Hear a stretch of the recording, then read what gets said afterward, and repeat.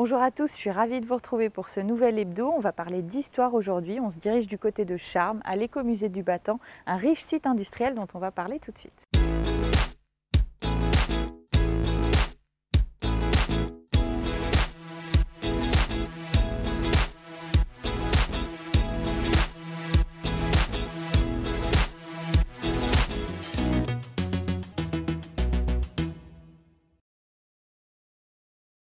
Je suis à l'écomusée du Battant à Charmes avec Roger Clément. Bonjour. Oui, bonjour. Alors vous êtes président par intérim, c'est ça en ce moment, oui, de cet écomusée que vous connaissez bien puisque vous l'avez cofondé en 2002, c'est bien ça? Exactement, j'ai cofondé l'association pour l'animation au Battant en septembre 2002 avec un collègue qui est parti, qui a changé de région. Et depuis, j'ai fait les fonctions disons de président, mais j'y étais pas. Puis après, pour les questions de la commune et tout. Donc vous le connaissez très bien. C'était quoi ici avant, cet écomusée du Battant? Là, ici, le site remonte en 1580. Donc c'était en rive gauche. Donc il y avait des tanneurs, des drapiers, des pilons à plâtre et tout. Et en 1860, Hubert Philibert d'Azay, qui venait de Bourgogne, à l'époque, est venu sur Charmes pour gérer le domaine de Moselly. Et en 1860, il a décidé de créer son atelier de fabrication de la fameuse vis à pas carré qui a fait la réputation du site pendant des dizaines et des dizaines d'années. Dont on parlera tout à l'heure. Voilà. Il y avait combien d'ouvriers ici au plus fort de la période? Au plus fort, dans l'atelier de mécanique, il y a eu jusqu'à 14 personnes. 14 personnes, mais l'âge minimum à l'époque était 14 ans, voire 12 ans, à condition d'avoir le certificat d'études. On commençait jeune à l'époque. On commençait très jeune. Et la discipline était plus que draconienne. On ne pouvait pas arriver en retard, on ne pouvait pas casser une pièce, on ne pouvait pas la louper, on ne pouvait pas casser un outil, on ne pouvait pas répondre au chef. Tout ça, c'était dehors. Strict. Ah bah oui, mais ça, c'était en 1860. Après, c'est vrai que ça a changé. Et puis, ils en étaient à 60 heures par semaine. En heure normale. On va entrer pour découvrir un petit peu justement cet atelier. C'était un pôle industriel important pour la commune de Charmes ici? Ah ben oui, puisque là il y avait pas mal d'industries sur Charmes, donc au 19e siècle, même avant. Mais bon, c'est vrai que là c'était un truc relativement important. Il n'y avait pas énormément d'ouvriers. Ici, il y en avait 14 là. Dans toute la société, il devait y avoir 24 ou 25 ouvriers, mais avec la réputation qu'ils avaient avec la fameuse vis, et pas mal d'innovations, enfin, on verra, si vous voulez, tout à l'heure, quelques petites inventions qui ont été faites, qui ont servi à la guerre de 14, par exemple, des chariots à transporter les brancards, avec un brevet qui avait été déposé par Alphonse Grégoire, le chef d'atelier à l'époque, et brevet qui a servi à André Citroën en 1939 quand il a créé la 2 chevaux. Donc il y a une belle histoire ici. Ah oui, et là je mets un point d'honneur à chaque fois à ressortir le fait que la suspension de la 2 chevaux, elle vient en partie du Battant. C'est quand même un truc. Et c'est pas rien. C'est pas rien quand même. Et ça ressemblait à quoi alors la vie quotidienne des ouvriers ici, par exemple dans cet atelier où on voit là il y avait 8 tours, et 8 tours, donc chacun faisait la pièce qu'il avait à faire. On avait un marteau pilon là-bas. Là on avait une raboteuse qui servait. Bon, là on voit le type de pièce qu'il pouvait faire. Un étolimeur, une mortaiseuse, perceuse, la forge, une scie à métaux, alternative. Ouais. Et là, il pouvait sortir tout type de pièces, quoi. Tout type de pièces. Et ils travaillaient beaucoup pour la marine, les PTT et la SNCF. Donc ils avaient un rôle important en tout cas dans le... Et puis ce qu'il y a, c'est que le type de vis qu'ils faisaient, ils étaient les seuls en France à le faire. La fameuse vis dont on reparlera dans un instant. C'est une vis à pas carré. Voilà. Et puis qui servaient entre autres à faire des presses à cintrer les rails de chemin de fer ou les rails de wagonnet. Par exemple, Huxonnier, là-bas, Bon, ils ont un modèle comme ça, comme nous on faisait ici, mais c'est un truc qu'ils ont bricolé. Donc je dis quelque part, ils ont... Pas pareil. c'est pas pareil, ça ne vaut pas un truc du battant. Très bien, voilà. Merci Roger Clément. On se retrouve dans un petit instant. On fait tout de suite une première pause dans cette émission. Ici, vous avez fait un écomusée. C'est ce qu'ils ont fait aussi du côté de la verrerie de Porcieux, parce que c'est important de se souvenir de tout le travail qui a été fait ici. On se retrouve juste après. À pied comme ça, quand vous passez la main, il n'y a pas de rebord. Il n'y a rien du tout. Hein. Et quand vous voyez le collage entre le pied et la jambe, ce qu'on appelle nous le contre-pied, on voit tout de suite par ça si c'est un verre qui est fabriqué à la main. C'est avec nostalgie que ces anciens verriers de la cristallerie de Porcieux inspectent le labeur de la belle époque. 1000 ouvriers travaillaient sur le site entre les 2 guerres mondiales. Il n'en reste plus que 7 au moment de la fermeture en septembre 2012. Dernier bastion du passé, à l'heure actuelle, la boutique. Quand on a eu la chance de faire le métier là, c'est vrai que ça reste dans la peau. Puis pour l'enlever... Non, mais c'est vrai que c'est... Ah, puis c'est un choix de vie aussi. Hein. Bon, je pense qu'on aurait tous pu aller à droite, à gauche. Puis bon, on est resté là parce que bon, il y a la pression du feu.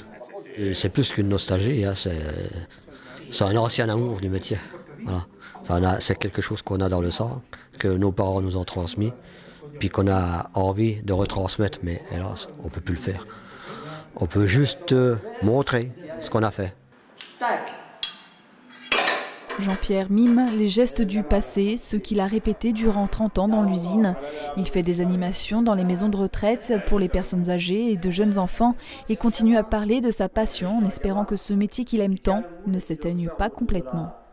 Si tout le monde pouvait donner 1 heure par-ci par-là de son temps, on pourrait peut-être essayer de sauver les meubles, pas sauver le métier parce que on pourrait essayer de sauver quelque chose. Il faut vraiment que les gens se concentrent et puis se décident à venir sur Porcieux.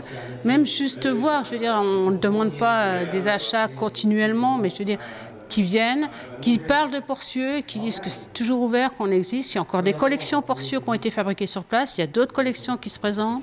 Il y a un écomusée qui retrace pas mal d'activités qui ont été faites sur Porcieux. Ça peut aller que dans ce sens, se développer. C'est animé par cet espoir que Simone a accepté en 2012 de tenir le magasin. Elle crée alors l'écomusée avec des archives et tente par tous les moyens de faire vivre les lieux. On ne sait jamais ce que l'avenir nous réserve, mais je veux dire, si on ne garde pas cet espoir, on ne va pas loin. Donc on garde cet espoir, on a l'outil de travail qui est en fonction. Après, bon, il faudra trouver peut-être des passionnés qui adhèrent et qui oseront développer une activité qui pourra se faire sur Porcieux. Tout est possible, donc, mais après, il faut aussi un certain nombre de moyens qu'actuellement on n'a pas. Réputée dans le monde, présente sur la table des restaurants étoilés et des vedettes comme Elton John, la collection colorée s'amenuise en attente peut-être un jour de nouveaux modèles. En hommage au talent des maîtres verriers, un rond-point avec ses statues sera inauguré à Porcieux en juin prochain. Nous sommes au niveau du canal des Moulins. Je suis à l'écomusée du Battant avec vous, François Pirez de Moura. Bonjour. Bonjour. Vous êtes bénévole ici aussi. Alors c'était là vraiment, finalement, c'était un petit peu l'essence de toute cette activité ici, l'eau finalement. L'eau est primordiale pour les activités de ce site. Donc on voit les turbines derrière nous, on va y aller dans un instant. Oui. L'écomusée du Battant, quand on dit Battant, finalement c'était quoi? En fait, il faut remonter à l'origine du site au niveau industriel. Aujourd'hui, l'association vous présente les bâtiments du 19e et du 20e siècle. Oui. Mais l'histoire est beaucoup plus ancienne. Elle remonte à 1580 par les bâtiments que vous avez de l'autre côté. D'accord. Alors, en premier, il y a eu un droit pour créer un battant à étoffe. Car à Charmes, il y avait 21 drapiers. D'accord. Et donc, c'est apparemment la première activité sur ce site, installation d'un battant à étoffe. D'accord. Ce qu'on appelle battant, c'est parce qu'on... Alors battant, c'est des grosses cuves qui plongent dans l'eau et qui assouplissent le tissu. D'accord. Et puis ensuite, il y a eu un autre droit, quelques siècles plus tard, un battant à écorce. Alors là, on met de l'écorce dans des grosses cuves et c'est pour assouplir les ponts des tanneurs. parce qu'il y avait aussi des tanneurs ici à Charmes. Et puis en plus, après, il y a eu des activités plus secondaires, comme blanchisserie, huilerie, plâtrerie. Voilà, ça, c'est tout ce qui s'est passé de l'autre côté. Et puis en 1860, lorsque Hubert Philibert d'Azay a racheté le site, il a racheté ce site, mais lui, il a créé le premier atelier que vous avez dit tout à l'heure, l'atelier de mécanique de précision. Et donc, on va entrer dans cette fameuse salle des turbines. Qu'est-ce qui se passait ici, dans cette salle? Eh ben, en fait, c'est la force motrice du site. Sans l'eau, le site, à l'origine, n'aurait pas pu fonctionner. D'accord. Donc, On va aller lorsque voir, Hubert Philibert d'Azay rachète le site en 1860, il rachète ce bâtiment-là avec la roue à aube qui D'accord, se trouvait à la place de la plaque là-bas. très bien. Et puis ensuite, quand il crée son premier atelier sur la rive gauche, l'atelier de mécanique de précision, il installe une première turbine. D'accord. Et alors, des années plus tard, en tout cas, on a pu générer ici de l'hydroélectricité, et puis on était un petit peu avant-gardiste ici, hein, c'est ça? Oui. C'était la Oui. deuxième ville de France Voilà. qui Lors produisait d'une ça. exposition universelle, il est monté à Paris et il a été subjugué par cette fameuse fée électrique.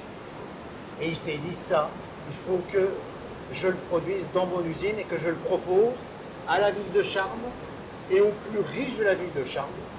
Et donc c'est la deuxième ville des Vosges, en France, qui a obtenu l'électricité.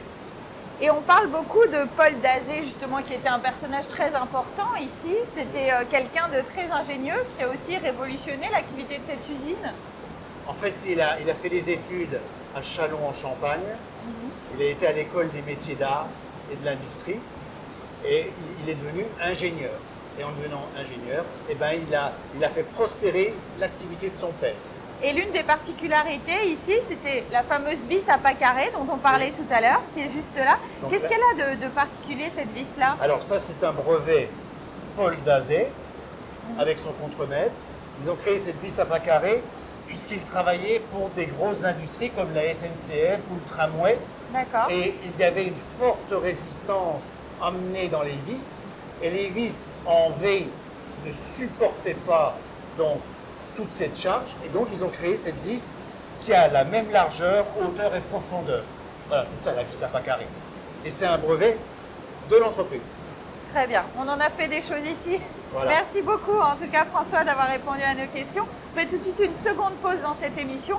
Et cette fois-ci, on va partir du côté de Ventron, parce qu'on sait, on est aussi en terre de textile dans les Vosges. Oui. Et c'est bien aussi d'entretenir ce patrimoine-là. On se retrouve juste après.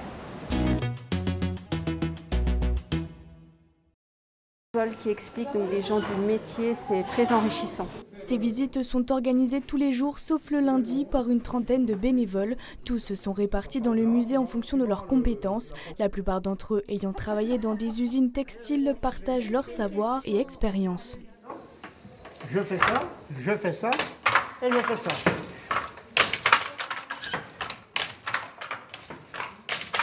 Quand on a des anciens du textile, des gens qui ont travaillé toute leur vie dans ce métier-là, c'est vrai qu'il y a des fois des gens très émus. Ma grand-mère a travaillé 52 ans dans la vallée un petit peu plus bas. Moi, je me souviens, à 8 ans, j'étais rentré dans une filature. Le bruit m'avait un tout petit peu choqué à l'époque. Je retrouve ma jeunesse ici un petit peu, c'est bien sympathique. Le musée du textile enregistre une baisse de fréquentation de 40% par rapport à l'année dernière. La crise sanitaire est aussi passée par là. L'équipe espère que le public sera au rendez-vous jusqu'au 31 octobre, date de fermeture. Je suis de retour en votre compagnie, Roger Clément. Nous sommes ici à l'écomusée du Battant à Charmes. Je rappelle que vous êtes président de cet écomusée par intérim en ce moment. Donc c'est un vrai lieu de patrimoine ici pour la commune de Charmes finalement. Ben oui, mais puis bon, c'est ça. Là, avec tous les documents qu'on a là-dedans, il y a des copies de documents qui viennent des archives départementales. Il y a quelques documents qu'on avait retrouvés sur le site. Et bon, on a toute l'histoire de 1860 à 1997 jusqu'à ce que le site ferme définitivement quoi, avec la scierie. Donc là, on a pas mal de trucs. Là, on a une demande d'autorisation de mise en mouvement de la scierie en 1876. Là, Paul Dazet et Alphonse Grégoire, chef d'atelier, faisaient partie de la société tir de Charmes. Donc ils avaient mis au point un appareil d'instruction de tir. Ils faisaient des concours, ils allaient chercher des sous chez René Fonck, qui était député à l'époque, et Paul Lederlin, qui était sénateur. Donc ils allaient leur chercher des sous pour faire des lots pour les concours. Là, ici, on a un échantillonnage de piles de batteries, déjà pour montrer la continuité à un même fournisseur, en l'occurrence Fullman. Et dans la batterie la plus ancienne, une batterie en verre, vous voyez que c'est très très rare, batterie en verre à la batterie la plus récente, pas neuve, mais récente, il y a 60 ans, elle était neuve. Hein. Donc c'est un vrai travail des bénévoles aussi, tout ça, de conservation. Oui. Là, c'est tous les trucs qu'on a retrouvés. On a retrouvé quelques documents. Moi, après, par exemple, vous voyez, là, dans notre machin, bon, il y a des petites piles comme ça, des petites piles d'un volt 5. Hein. Voilà ce qu'elle est maintenant. Voilà la différence. La différence de maintenant, quoi. Vous voyez. Et vous faites un vrai travail pour inscrire ce site au patrimoine, c'est ça? Expliquez-nous un petit peu. Actuellement, disons, comme la commune est devenue propriétaire du site, on voudrait arriver à le passer en écomusée national.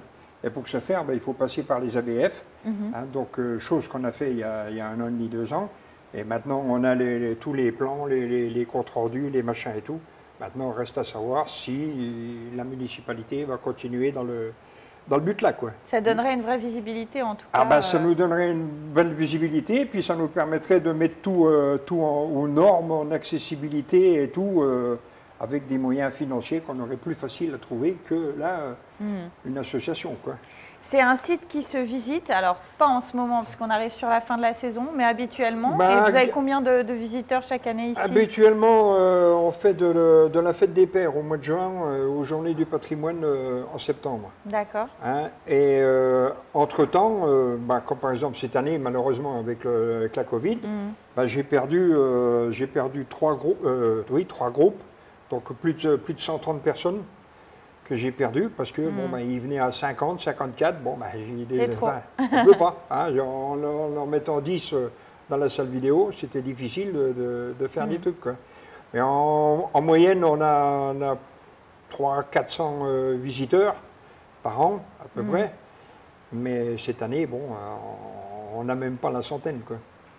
On espère que ça va s'améliorer en tout cas.